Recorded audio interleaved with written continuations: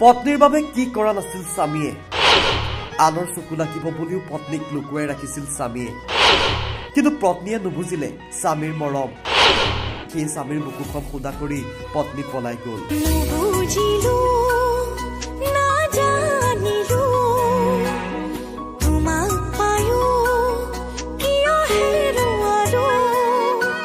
এবাৰ ঘটনা দবকা প্ৰেম মানে পৰকীয়া প্ৰেম 5 বছৰীয়া লৰাসহ স্বামীক এৰি পলাই গ'ল পত্নী জানো কোট কেনাটো লাগিল সংসাৰখন দেখোন ঠিকই চলি আছিল কিন্তু সিহঁতৰ সংসাৰত ৰিয়াজে আহি লগাই দিলে গণ্ডগোল দবকাৰ লৰা খুতাৰগাঁও 8 নম্বৰ ৱাৰ্ডৰ ৰিয়াজউদ্দিন বাপকৰ নাম আব্দুল মতলিব তাৰ লৰাটো মোৰ ওয়াইফক 9 তাৰিখ 3:30 বজাত উঠাই লৈ আহিছে এতিয়া কোট নিছে মই পোৱা নাই হয় আপুনি ঠিকই শুনিছে ৰিয়াজে দুটা সন্তানৰ মাতৃক পলাই লৈ গ'ল পত্নীয়ে স্বামীৰ বুকুখন একেবাৰে খুদা কৰি থৈ গ'ল স্বামীক এতিয়া নিজৰ 5 বছৰীয়া সন্তানটিক লাগে এইজনে সেই ধুৰন্ধৰ ৰিয়াজ পেছাত এজন ছেকেণ্ড হেণ্ড কাৰৰ শ্ব'ৰুমৰ মালিক এইগৰাকী আকৌ 2 সন্তানৰ মাতৃ জুমি চুলতানা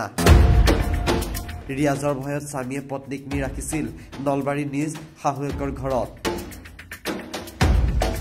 কাৰণ পূৰ্বেও ৰিয়াজে পত্নী জুমি চুলতানাৰ অশ্লীল ফটো ভাইৰেল কৰাৰ অভিযোগ আছে স্বামীৰ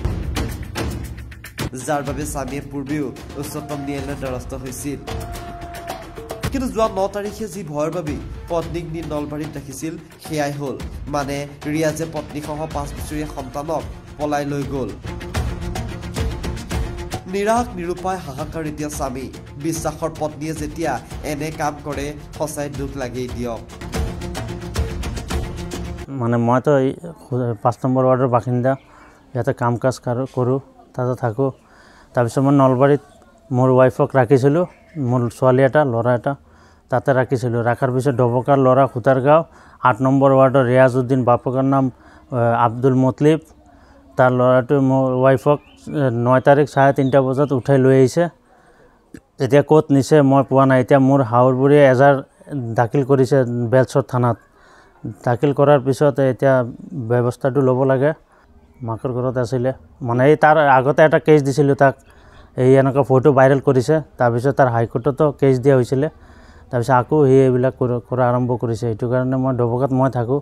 মই মোৰ ওয়াইফক তাতে ৰাখিছোঁ তাৰ পৰা সি লৈ গ'ল আৰু ৰিয়াজউদ্দিনে গাড়ী শ্ব'ৰুম আছে শ্ব'ৰুম নামটোতো নাজানো তাৰ লগতে